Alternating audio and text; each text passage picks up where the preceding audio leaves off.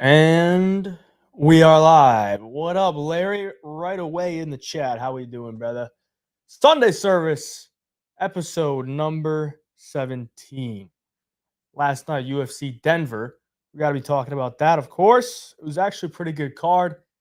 A lot of crazy stuff happened.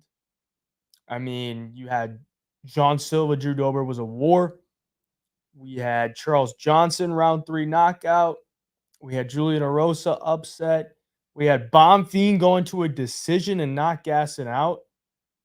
Wild stuff there. But that card was actually pretty decent. I didn't expect it to be that good. And it overperformed, in my opinion. A card that they had to kind of throw together. Also had the Montel Jackson knockout. How could I forget that one?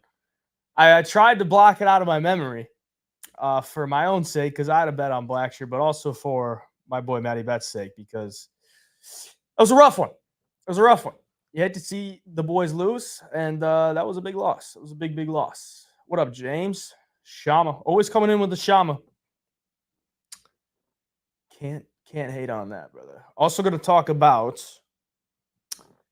the reportedly leaked. That's what they say. It's reportedly leaked that UFC, 306 at the Sphere will be Max Holloway and Ilya Topuria, as well as Sean O'Malley and Murad Dvalishvili. We're going to go over whether I think that's accurate or not, whether I think that's realistic, and what the rest of the 2024 year UFC looks like as far as pay-per-views go.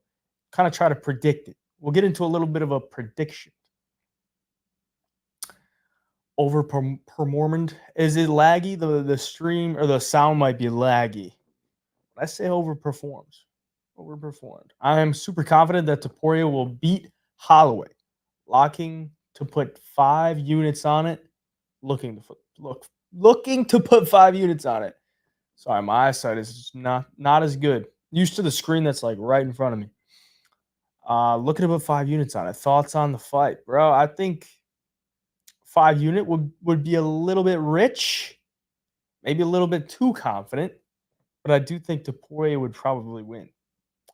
So sad that Dober lost. Hey, man, he's taken a loss before.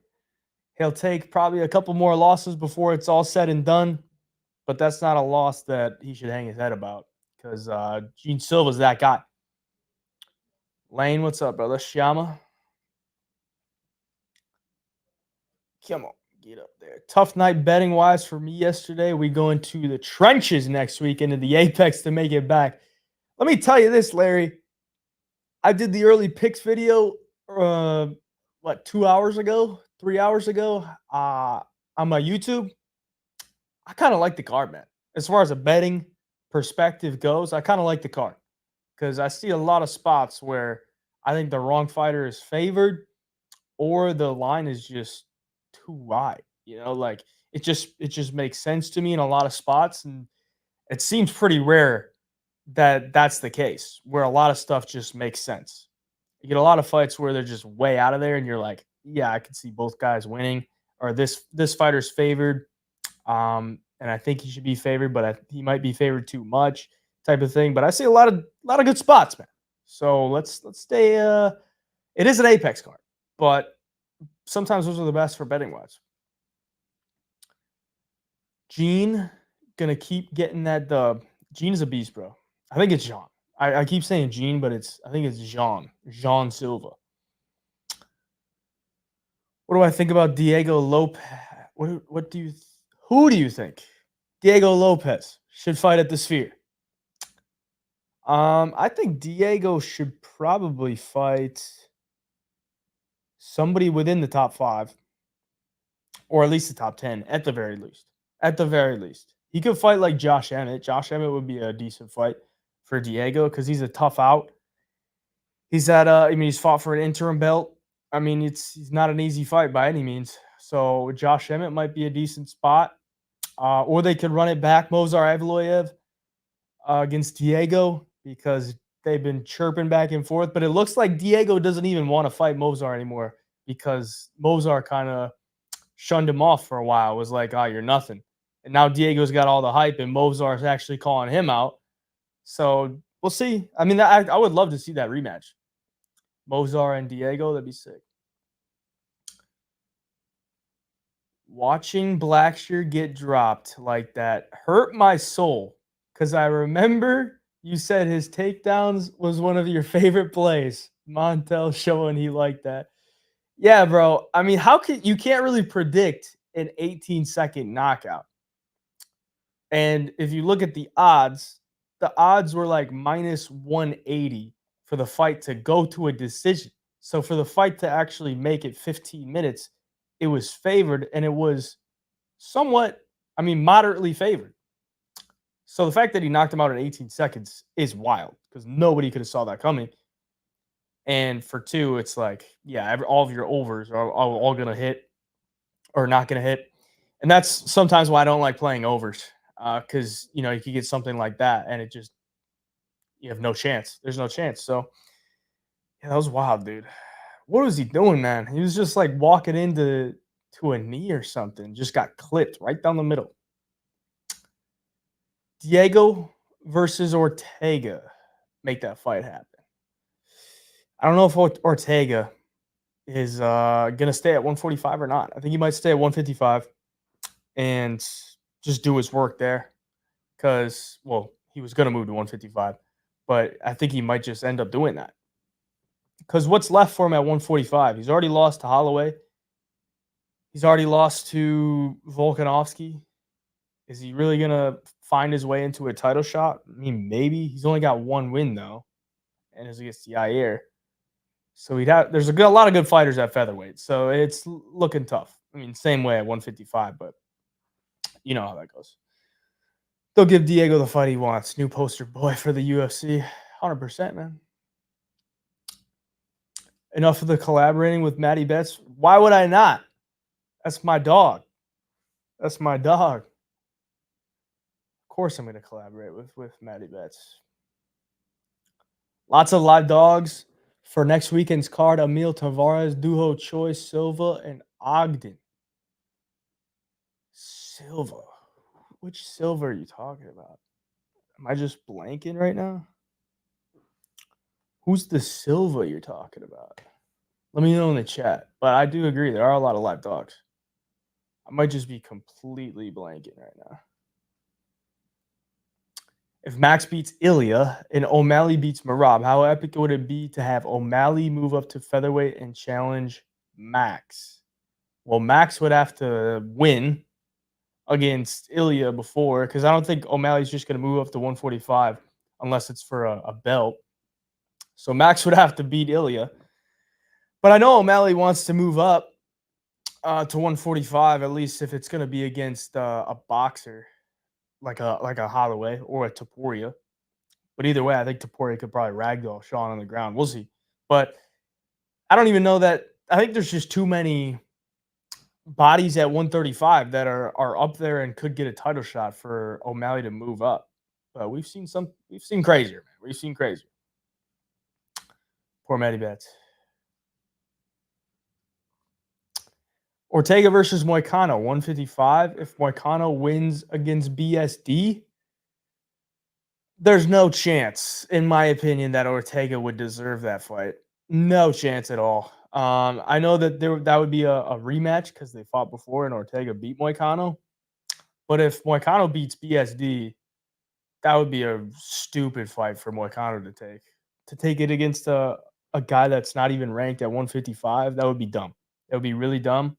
But I'm not saying it would be a bad fight, but I think it would be really dumb for Moicano because he'd beat another ranked 155er and then he'd take on an unranked 155er who's ranked at 145. Doesn't really do anything for him.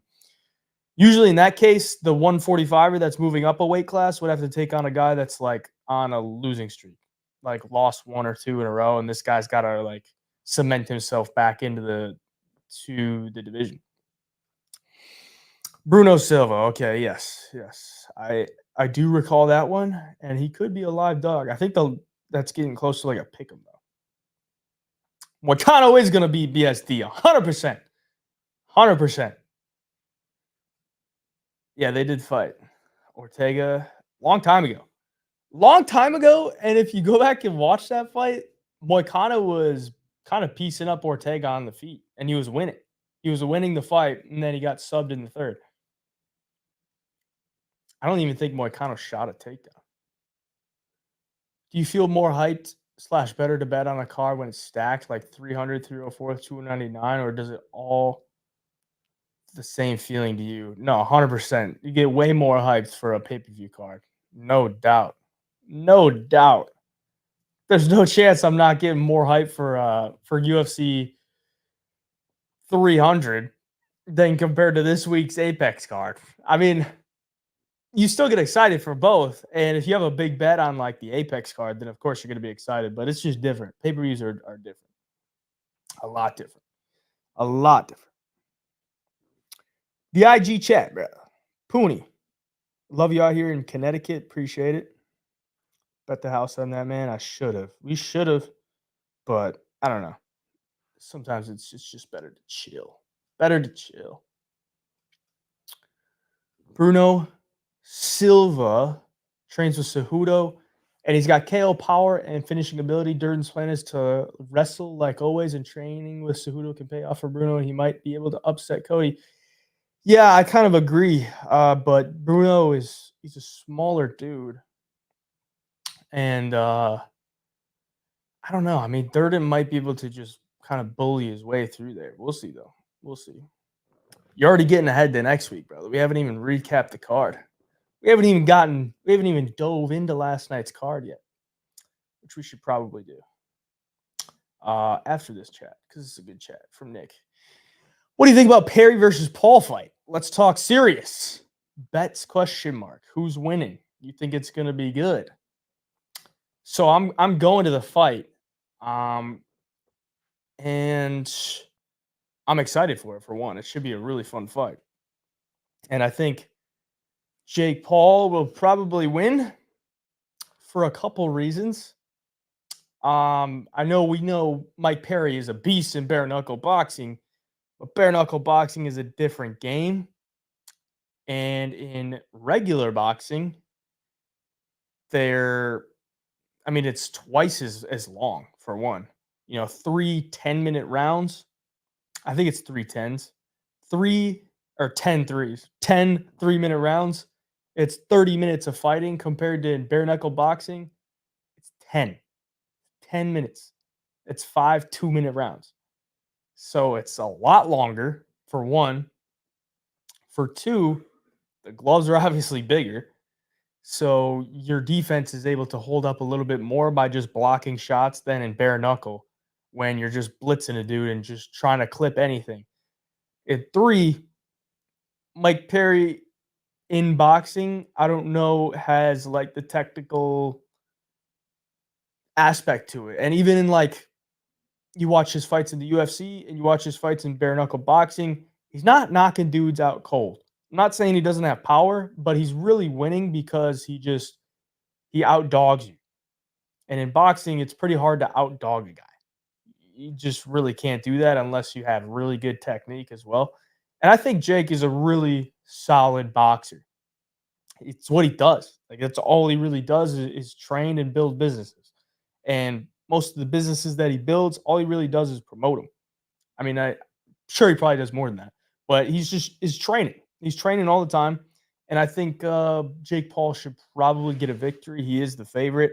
I'm just deciding on if I should bet it on him by KO or decision, which I'd probably lean a decision. But Jake is bigger for sure, and he can pack a punch. Silva fought up a weight class on 2 weeks' notice at Elevation against a guy who trains in Colorado. You did not lie, Mr. Toad. That is 100% factual.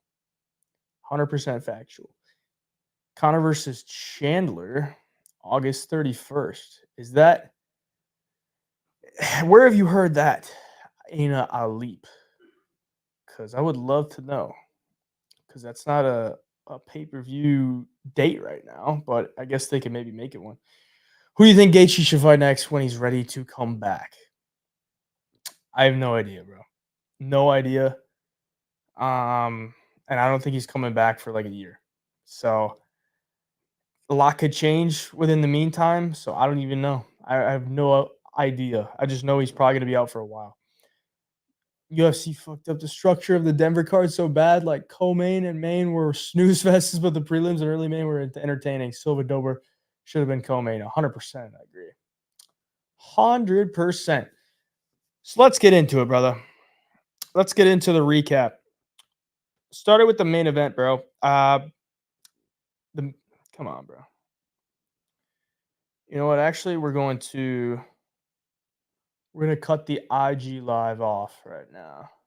So if you're in the IG live, come on over to the YouTube and join there, and we will not miss a beat.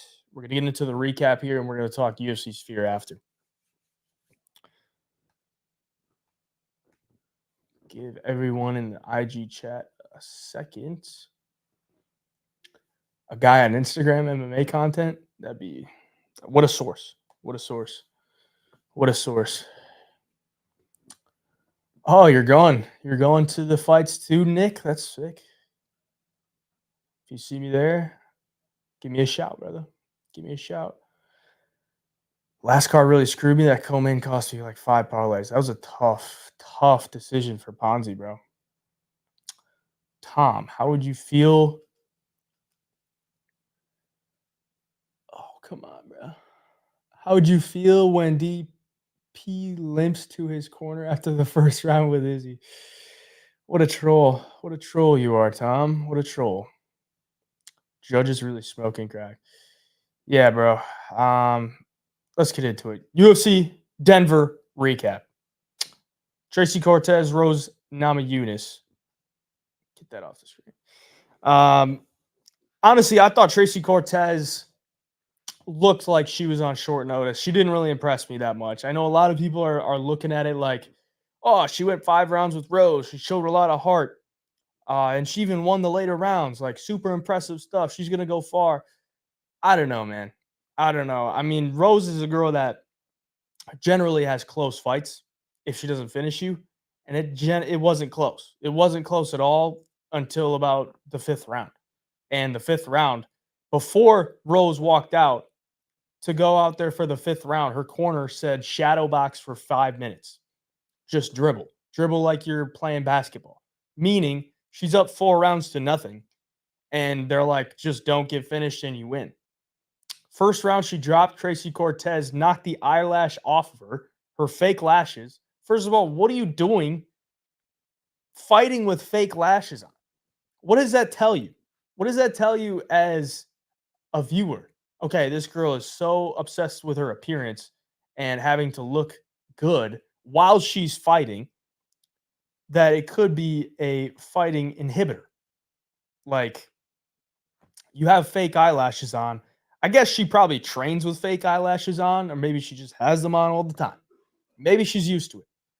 But if a girl knocks your fake eyelashes off and you got one umbrella on one eye and you got nothing on the other, that's got to mess with you, bro. That's got to mess with you. You got one absolute bush of an eyebrow just flaking all over, and then you got nothing on the other one. That's got to throw you off a little bit. So why wouldn't you just go in there with nothing on? Probably just to feel the best. What does that tell me is Tracy Cortez has been this fighter of the UFC that's just more so obsessed with like her image and getting all the followers on Instagram and getting all that attention. Like even the stuff at the weigh-ins. Okay, you cut your hair to make weight. Why do you need to like hold it up to show everybody like I'm so tough? Like that's just an Instagram moment, bro. It's just an Instagram moment. I mean, Rose beat her easily. I thought Tracy Cortez would have some type of game plan of wrestling because let's be honest, guys, she's not going to beat Rose on the feet. She tried for the first 3 or 4 rounds, didn't do it, and then Rose stopped fighting because she had already won the first 4 rounds, and then Tracy starts actually letting her hands go, trying to win, and then she starts pointing to the middle of the octagon, like, come here and fight me. I know I'm down 4 rounds to nothing. My only chance is to knock you out. So come here and let me try to knock you out. That is the lamest shit ever. So lame. Like, what? Why? You can't be losing the fight, especially down 4 rounds to nothing, and then get frustrated when the fighter is fighting to the outside because they had already won the fight. And you're like, nah, don't fight smart. I didn't fight smart for the first 4 rounds because I didn't shoot a takedown. But you should not fight smart because I didn't. And you should come to the middle and we should just go Max Holloway, Justin Gaethje, and maybe I could knock you out, which you're not. You're not going to knock her out because there's no pop in those hands. I'll tell you that. Yeah, just rough. Rough stuff, man. Rough stuff.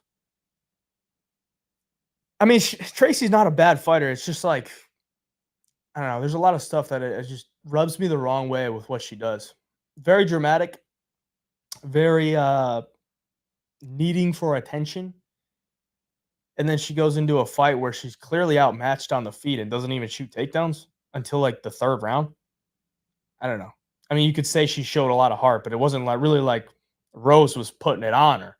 It wasn't like Rose was just landing bomb after bomb after bomb. Like after she landed that first knockdown, Rose was pretty much just pitter pattering, like she knew she had her outgunned for the entire fight. It was a straight war. It was definitely not a war. Tracy is lame and cringe AF. She was just hot. I left my ass off. Yeah, that's another thing, man. It's like if Tracy wasn't an attractive woman, nobody would care, bro. Like that's just what it is. I mean, it might sound harsh, but like if she wasn't an attractive woman, nobody would care. Like, just look at next week's main event. Amanda Lemos and Verna Jandiroba. Nobody gives a shit about that. Because they're both ugly. They're both ugly. Like, it's just what it is. Like, if she wasn't somewhat attractive, she wouldn't get any type of attention. None. Like, if you look at Rose, she actually gets attention because she's won a championship. She's had some highlight reel finish. She's beaten some good girls before. She's actually had a bad performance that she's known for. At least there's that, because bald head ain't doing it for a lot of people. So I don't know, man. Like that's just the frustrating thing with the sport. Because like Verna Jandiroba is actually probably twice as good of a fighter as Tracy Cortez, but nobody cares. Nobody cares. Nobody cares. Oh, that fight was legendary. Tracy has really bad fight IQ. She's tough, but not high level. Couldn't have said it better myself. Is Tracy going to be done after this? Apparently, she was thinking about it anyway. Possibly. And yeah, that was another thing. If you watched her interview with Ariel Helwani, she said that she was like contemplating not fighting anymore. And she basically said that she wanted to either fight for a championship or be done. And this was kind of her opportunity. So, yeah, she took her opportunity. I will give her respect for that. She took an opportunity that was there. And she's like, if I'm not fighting for championships, what am I doing? So, maybe she is done. I don't know. I mean, she'll probably always be okay because she's got the UFC audience pretty much for life now. 7 fights in the UFC, I think it is. So, there's that. But not much else on the main event. 5-round decision. Women's MMA going over. Co-main event, Muslim Salikov, Santiago Ponzinibbio, bro. I don't think there is much to say about this one other than it was a boring fight. 2 old guys in the octagon. It shouldn't be a co-main event. Anytime you have 2 old dudes fighting each other, it should not be a co-main event. Doesn't matter if you think it's going to be a good fight or not. It should not be a co-main event because these guys are old. They're going to slow down. They're going to end up throwing 1 or 2 punches every 20 to 30 seconds, and it's not fun to watch. And I don't think that Ponzinibbio really lost the fight. Like I wasn't watching it super intently, but I was watching it, and I'm like, yeah, that's probably a Ponzinibbio round. Yeah, that's probably a Ponzinibbio round. Then we get to the end of the fight. I'm like, yeah, I mean, Ponzinibbio probably won. And I see on Twitter that Ponzinibbio was a minus 8,500 live betting favorite to end the fight. That's where he closed. And then the judges gave it to Salikov. So, and I actually saw a ticket. So this is like, I mean, it's not always 100% foolproof if you see a ticket on Twitter, but I believe it. Muslim Salikov was plus 2,200 underdog towards the end of the fight, and somebody put some like $50 on it or whatever. And they won a lot of money because Muslim Salikov, according to the sports books, did not win the fight. But according to the judges, he did win the fight. Which is pretty wild. Because I thought Pons probably won. But again, I wasn't watching it super intently. And it's not like I had some crazy coin on it, so I'm not like super butthurt. But yeah, I don't know, man. I thought Ponzinibbio was landing the better shots. And honestly, I thought he outstruck him. I took a look at the numbers, and I was shocked to see that he didn't outstrike him. I'm like, where are these numbers coming from? And he was the one mixed in some takedowns. So, yeah, who knows, man? Now Tracy's going to yap about took it on short notice and went 5 rounds. Yeah. Now, this is exactly what I'm talking about, Larry.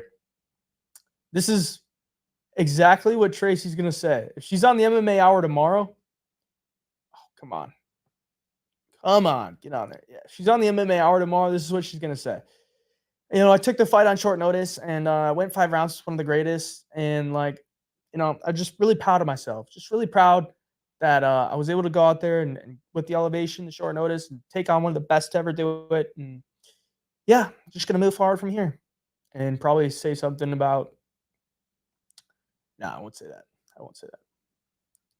I'm getting a little crazy there. Getting a little crazy. It's a lot of good parlay.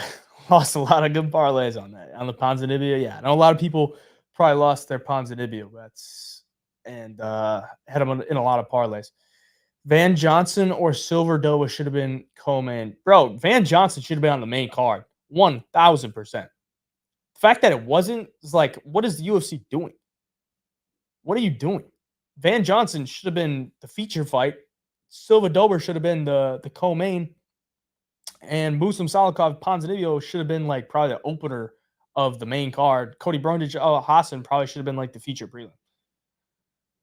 They should just fucking hire me, bro. Like, does that not make sense, or am I crazy?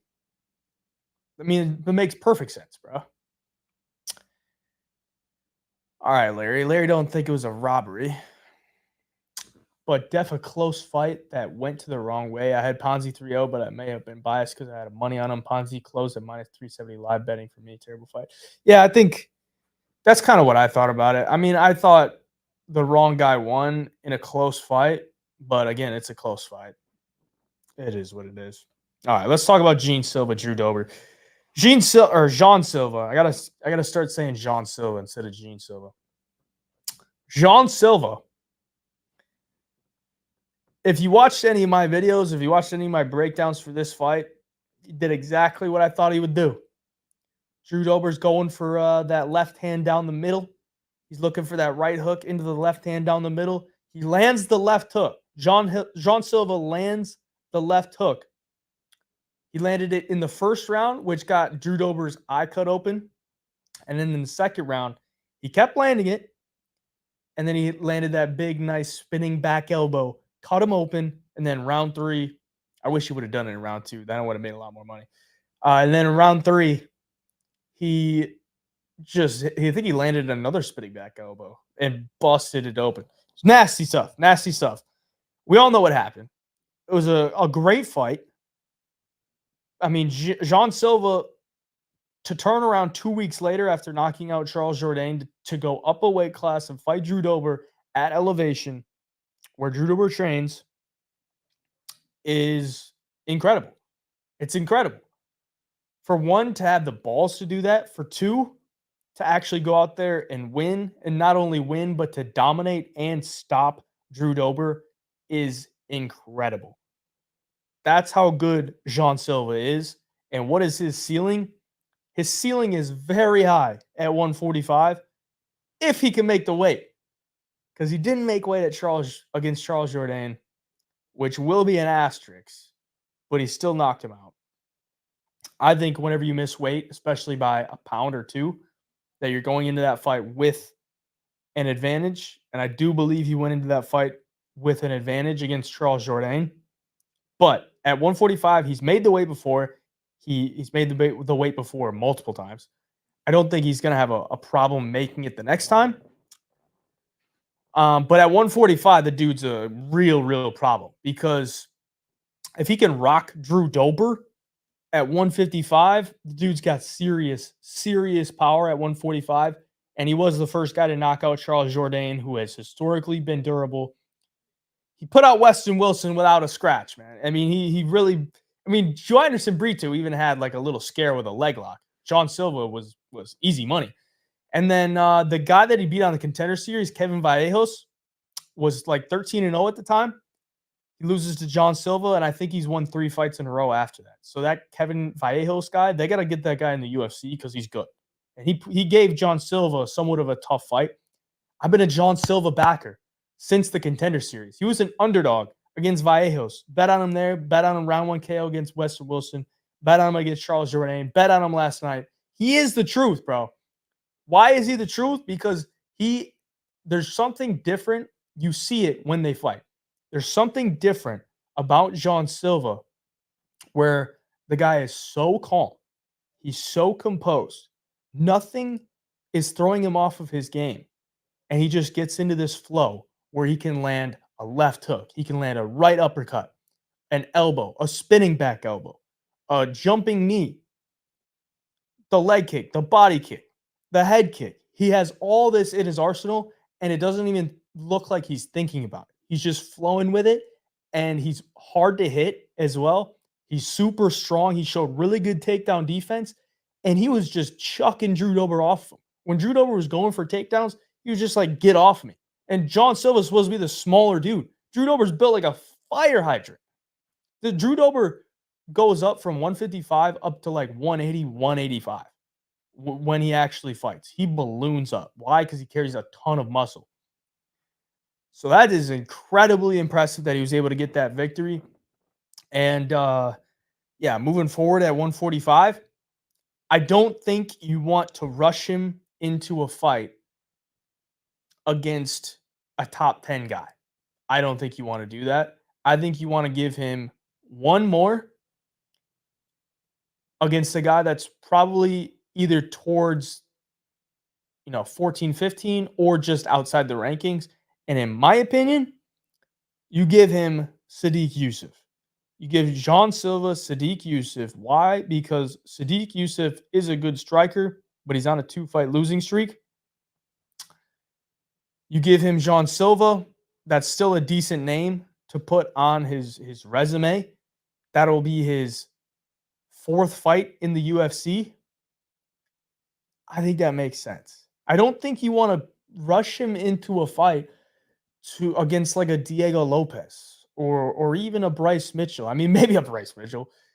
I think you probably knock out Bryce Mitchell. And I don't think you want to put him against Josh Emmett. I don't think you want to do that yet. Like, why rush him into a fight against Josh Emmett? Because he is good. And he's not, I think he's like 30, 29, 30. So it's not like you need to rush him. It's not like he's like 33, 34. How old is he? Let me just make sure. He's 27. He looks older than 27. Okay.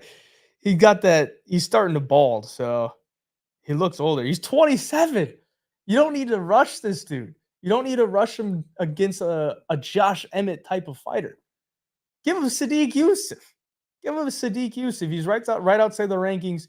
You get him another highlight knockout, and maybe you put him on a pay-per-view card or the feature prelim of like a big card, like put him at the Sphere or maybe in New York, some type of big card. You get him on a big card. That's what you need to do. You need to get him on a pay-per-view card, either feature prelim or on the main card. And it's a big, exciting fight that people can get behind and probably a fight that he wins. That makes sense to me. You give him Sadiq Yusuff. I think he could beat Sadiq Yusuff. But Sadiq Yusuff also is not somebody that should be taken lightly. Let me just say that. It's not a guy that should just be taken lightly. And it's like a free win. It's a solid fight. I think John Silva should win, but it's still a solid fight. Guy's good, though. Guy's really good. And he got a performance bonus. So did Drew Dober for fight of the night. That was 100% the fight of the night. You could also give it to Charles Johnson and Josh Van, but I would definitely give it to John Silva over Drew Dober. And Drew Dober, not over them. As far as Drew Dober, man, tough one for him. Tough one for him. He didn't know what he was signing up for, man. Didn't know what he was signing up for. Or maybe he did. Maybe, I mean, he's always down for a scrap, so it's probably not like he was looking for a guy to just roll over on. But it's a tough fight, bro. That's a real tough fight. Sadiq would get wrecked. Says Shoujo. Maybe he does. Maybe he does. Give him Murphy? I don't think so. I don't think you give him Murphy. That would be. I mean, Murphy's on a streak too. I don't think you want to give two guys that are on streaks, a fight. I think when you get a guy that's on like a high trajectory, you don't want to give him a guy that's also on a high trajectory. I don't know. UFC just rarely does that. Why? Because you want those guys to succeed. Usually got to give him a guy that is coming off a loss. And the guy that's coming off a loss has got to prove himself again. He's got to prove himself, and then you move on from there. If he wins, you do that. Alex Haas. Brother, we think alike. Give Drew Dober Ludovic Klein. That is exactly what I had on my matchups. Drew Dober Ludovic Klein. That's a good fight, bro. It's a real good fight. Two southpaw strikers, good kickboxers. Ludovic might go to his wrestling, but I think I like that fight too. That was exactly what I had down. Drew Dober, Ludovic Klein. Makes sense to me. Down the card, Gabriel Bonfim, Angelousa. Gabriel Bonfim, shocked that he was able to go 3 rounds. Absolutely shocked. Mind-boggled. Also mind-boggled that Angelousa fought the way he did. I mean, yes, maybe not, because he's probably done that before. Well, he has done that before. But Angelousa, I thought, won the first round. And then he just, stopped fighting. He was just standing there, letting Bonfim throw whatever he wanted at him. And he lost the next 2 rounds without really even trying to win them, in my opinion. So I guess Bonfim wins, and yeah, is what it is. Not really much else on that one. Not that anybody really cares too much. But Bonfim's still good. I mean, he's good. He's still 16-1. Still a really good prospect. Julian Erosa, shout out Juicy J, picking up another win and taking down another rising prospect in C-Rod. What a guy, man. Juicy J still doing the damn thing. That was his 41st fight. Round 1 sub, guillotine. He's got a nasty gilly. And the guy's fun to watch, man. He's just so fun to watch. Can't say enough good things about Juicy J. Comes to fight every time. Kill or be killed. He goes out there. He takes his licks. He doesn't care. He just keeps moving forward. And C-Rod was not ready for it, man. C-Rod at 145 ain't the same animal at 135. And we saw it last night. Juicy J's a big dude. He's 6'1" at 145. C-Rod's 5'7". He can't land the same type of punches. When he gets you, when you're grappling with guys who are 6'1", they're able to use their legs in a lot different ways than these guys that are 5'8", 5'9". Because Juicy J was able to throw those long arms under the neck, snatch up that the body lock or the body triangle from the bottom, lock it in, and choke him out. Good stuff from Juicy J. Cody Brundage, Abdul Razak Al Hassan. Anyone in the chat disagree with me? Cody Brundage might have been looking for a DQ there. Does anyone in the chat disagree? If you agree, let me know. But I find it really hard to believe that Cody Brundage is in the same exact spot he was not even a year ago, where he's getting elbowed towards the back of the head, sometimes not, sometimes to the side, sometimes to the back of the head. The fight gets stopped, and he's asking these questions. What happened? Is the fight over?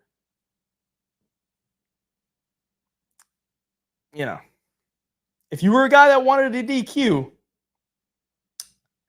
those are probably the questions you'd be asking, because you're like, okay, I can't go. They said it was shots to the back of the head. And yeah. Luckily, they didn't give him a DQ. Luckily, it was a no contest. But I hate when fights end that way, bro. It's like, obviously, Abdul rocked him. Obviously, he rocked him. Cody couldn't get him to the ground. He was shooting takedowns, spamming takedowns for his life, holding on for dear life while getting elbowed. Some of them were probably to the back of the head. We honestly didn't have that great of a view. They didn't really show the replay that well. And then he's like, yeah, can't go anymore. They called her no contest, and I'm sure he probably wanted that DQ. Cody was stunned before the elbows and took the easiest way out, possibly. I mean, technically, it's probably not the easiest way because he's still probably going to get his show money. But maybe, he was looking for that DQ, get that other half of the purse. For sure, always bet on Cody round 1 TKO DQ. Yeah, the thing is, I cashed the bet on Cody round 1 TKO, KO, or DQ against Malkoon for like plus 1,700. And now almost every time I play it. I didn't play it last night, though. Because it's like, is he really going to get another DQ? Probably not. Probably not. Glad he did it. He doesn't like to get it. That is 100%. I shouldn't say that. I shouldn't say nobody likes to get hit because some fighters do like to get hit, or at least they look like they like to get hit. But he turns his head. So he grabs the leg, turns his head like this so you can't hit him in the back or in the side of the head. So the only thing you can hit is the back of his head. It's like, okay, what is he supposed to do? I thought he was out. Seemed like he didn't know where he was. Yeah, I kind of did. He was either out. Well, here's the thing. He was probably rocked. I find it hard to believe that you get rocked and then 2 minutes later, you still just don't know what's happening. Like usually you see guys get knocked out and then they come back a minute 30, 2 minutes later, they come back, they congratulate the guy. They're like, yeah, I got knocked out. It is what it is. But he was like confused about the whole situation. Looked a little bit fishy. All right, we'll be done with that. Charles Johnson, Joshua Van. Crazy ending. Because Joshua Van was a minus 1,100 favorite going into round 3. Charles Johnson, I thought, was doing some good work. Probably won the first round, in my opinion. I thought Josh Van won round 2. And then we get into round 3, and it looks like Josh Van is starting to take over, get his reads. And then Charles Johnson comes out with a crazy pace, lands a big right hand to the side of the head. Josh Van gets stumbled and then lands a nasty uppercut. 2 really nice shots for Charles Johnson, which was surprising to me because Charles, I think he got to the point where Charles was like, I can't let this guy get this momentum and try to take over. So I have to make this count. I got to make these punches count. And he made them count. Props to him. Josh Van's still only 22, first UFC loss. Hell of a fight, though. Hell of a fight. Charles Johnson definitely needs a ranked opponent, in my opinion, or at least somebody around the rankings. And flyweight's not a deep division, so they should definitely give him someone. He's on a 3-fight winning streak. He's always been super active. Props to him, man. Good for Charles Johnson. Move down the card. Jasmine Jasudavicius was just too big for Fatima Klein. Klein's going to be good in the UFC, though. And Jasmine did what she needed to do. She's just bigger, man. Big, strong, good cardio, good damage on top. She's good. Montel Jackson, Damon Blackshear, 18-second knockout. Montel needs a ranked opponent as well. He is very, very dangerous. I didn't think Damon Blackshear was going to be that dumb to just walk in with a knee up the middle, square himself off to where Montel can land his patented left hand down the middle. But he did, and he paid for it. And Damon gets finished for the first time in his professional career. So that's nuts. And Montel picks up another knockout. Dude's got hands. And I think Montel, who did I have Montel? Oh, I had Montel to face Jonathan Martinez. And I think that's a solid matchup. Montel Jackson, Jonathan Martinez, J Mart's coming off the loss. Probably got to fight backwards. And Montel is on a nice little run. So book it. Luana Santos, Maria Agapova. Luana gets the dub. Not really much to say there other than Agapova is probably happy to be done with the UFC, I guess. And she pretty much showed exactly what she is. Not a lot of very good submission defense when she's on the ground. Van, interesting you said this, Rope Lord, because I actually thought about this. Van will have no chin left by 25 years old. And I was watching him fight last night, and I'm like, damn, he gets hit a lot, but he just walks through it. He just walks through it. And I almost had this sense of, man, Charles can hit this dude. And then we go into round 3 and he gets knocked out. And you're kind of right, man. Like, Van is one pretty active fighter, fights a good amount. He's 22, but he does take a lot of damage, and he has to take a lot of damage in order to fight the way he does. So you might be onto something there, man. Like, he might not have a chin left at 25 years old, and these flyweights, they don't fight very old into their, late 30s, but you can't really take a lot of knockouts at flyweight. Just look at Matt Schnell, man. Matt Schnell, once that chin left him, it never came back, and it never will. Great comeback for Johnson. Yes. You thought Van had both 1 and 2? Yeah, I think 1 was pretty close, but I thought Van won 2. Have I checked on Maddie? Maddie was, I was with Maddie.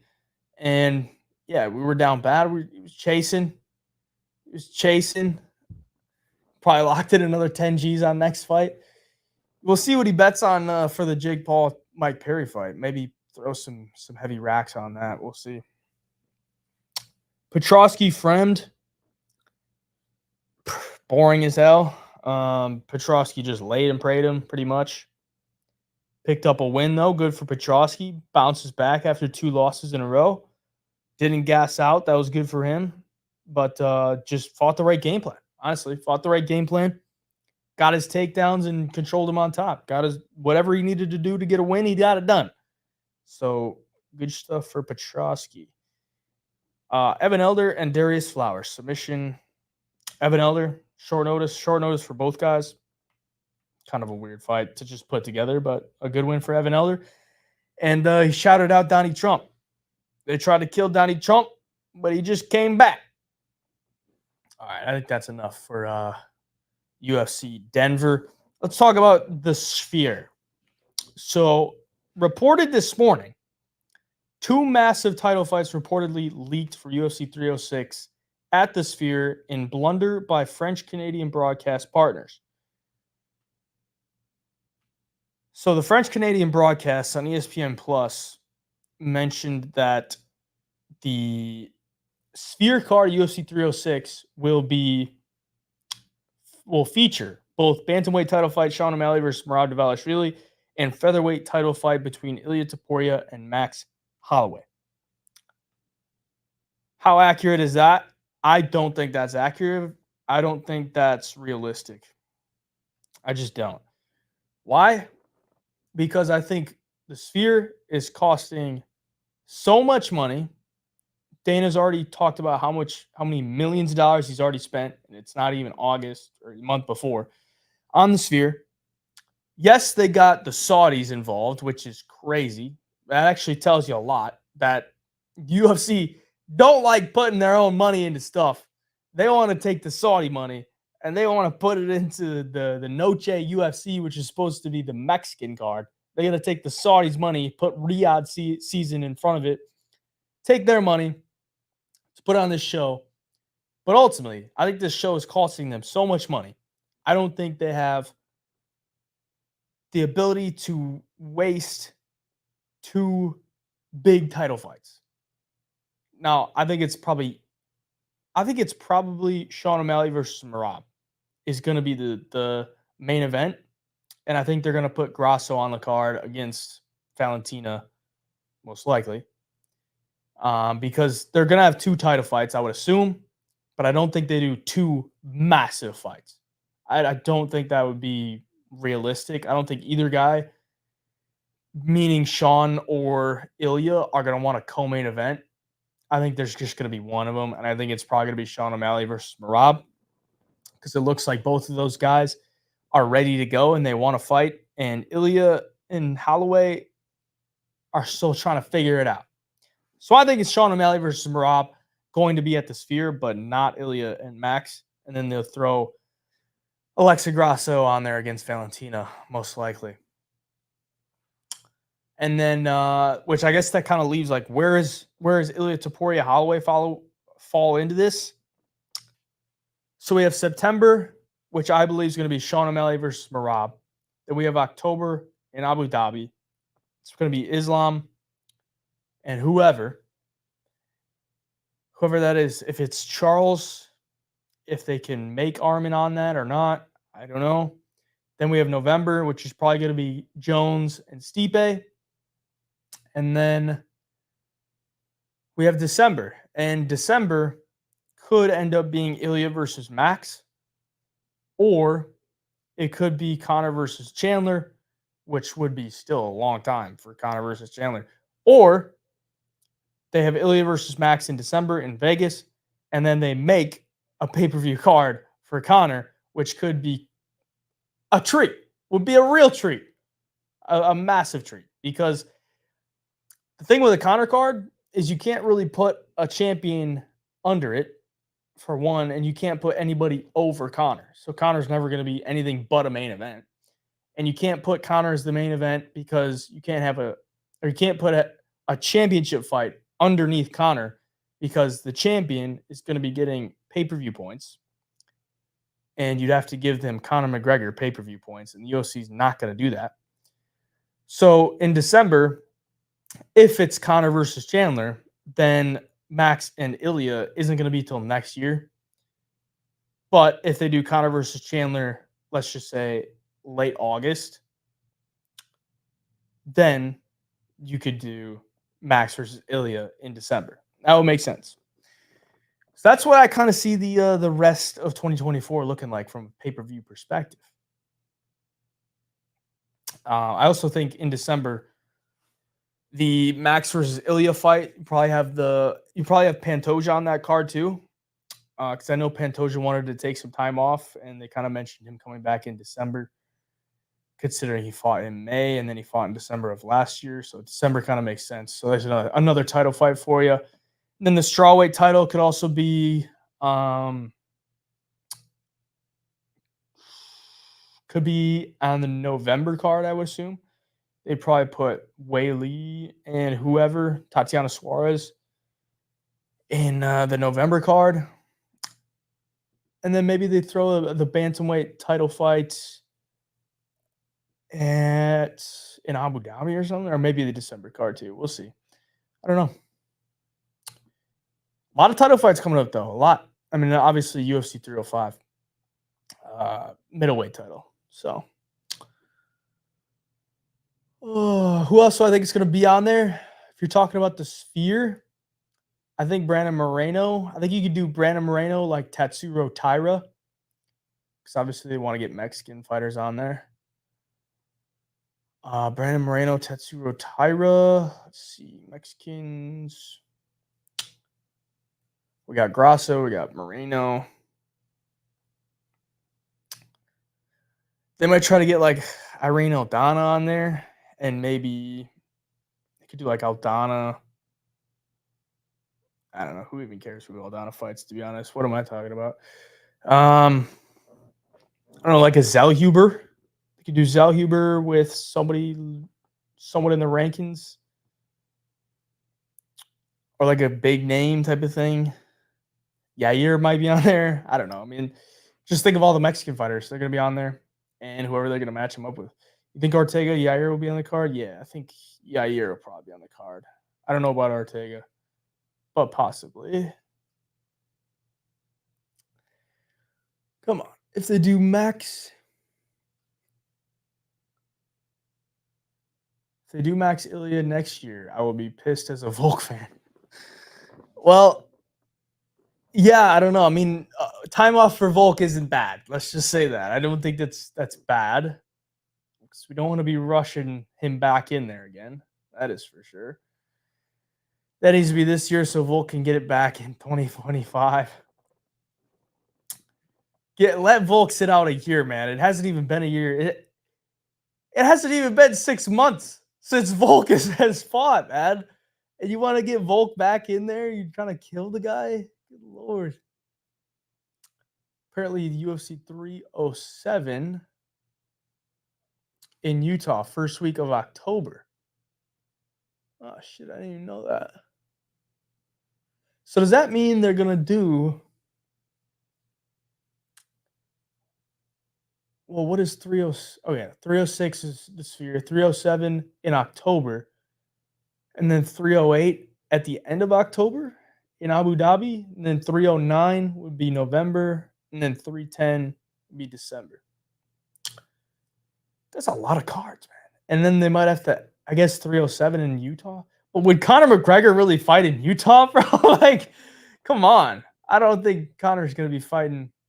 I mean, guess you could maybe do Ilya and Max in Utah. I don't think Conor's going to fight anywhere other than like Vegas. He wouldn't fight in Utah. Lopez will be on it. I hope so. I hope so. Got an email from UFC VIP on location. Most likely it will be in Utah. Okay. Yeah, I could see that too. Because they usually do the Utah card, the Salt Lake City card, at the end of July. And then obviously they had the pay-per-view this year in England, which kind of took place for that. Because they usually go to England in July, but it's usually a fight night. And then they move that to a pay-per-view. So I guess that makes sense. Lopez ducking Evloev. Lopez ain't ducking nobody, brother. All right, man. Let's hop out of here. We got UFC Apex this week. We got Jake Paul, Mike Perry. I'll be there in attendance. And I'm really looking forward to that. If you're going to that, let me know. And if you see me there, give me a shout. And then other than that, stay tuned to the channel. I'm going to be filming a vlog for Jake Paul, Mike Perry as well. If you haven't checked out UFC Denver's vlog yet, make sure you do that.